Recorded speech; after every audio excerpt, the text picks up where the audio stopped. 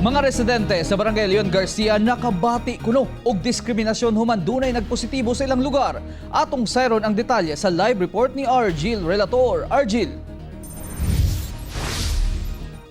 Yes, real na nawagan karon ang mga residente sa Barangay Leon Garcia, ilabi na ang Purok Santo Niño nga dunay nagpositibo sa ilang lugar nga inay i-discriminate sila, tabangan sila tungod sa ilang kalisod sa kahimtang sa karon.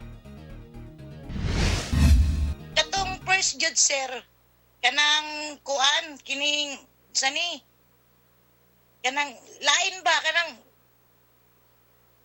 dili masabtan ng mga tao ba nga na kuan mahadlok sa mua. Lisod gayud ang kahimtang sa mga residenteng nahilakip sa lockdown sa Purok Santo Niño, Barangay Leon Garcia. Kay daw nakulong sila sa ilang mga balay. Human dunay nagpositibo sa COVID-19 sa ilang purok.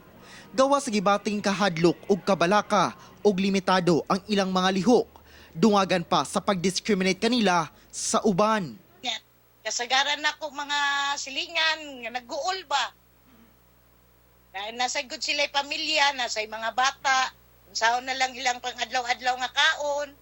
Mas musamot ang ilang ginabating kabalaka sa matag dunay kuhaon sa ilang lugar aron dalon sa quarantine facility. Mana dayon tay nanasad lagi gikuha tay.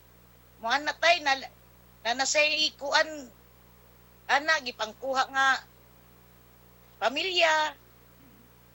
Gingnan po nako nga gikuha na sila para sa ilang safety.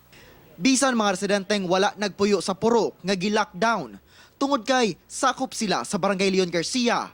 Dili kuno sila makasulod sa mga grocery stores ug palengke aron mopalit og konsumo. Panawalan ako sir nga dili lang pod miingin na naon nga tanan na lang kuan kay ang area raman sa giamo na magipos nga area lang sa Purok Santo Niño nga ang Purok Santo Niño is dako kay na area. O nya katong na kuan nara sa mga nanindit ka itim kabalay ang murag duol sa iyahang sakupan ba mauto nga dito ra nga side.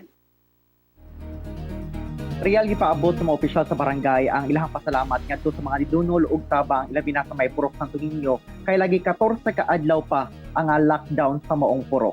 Real. Okay, daghang salamat Argil Relator.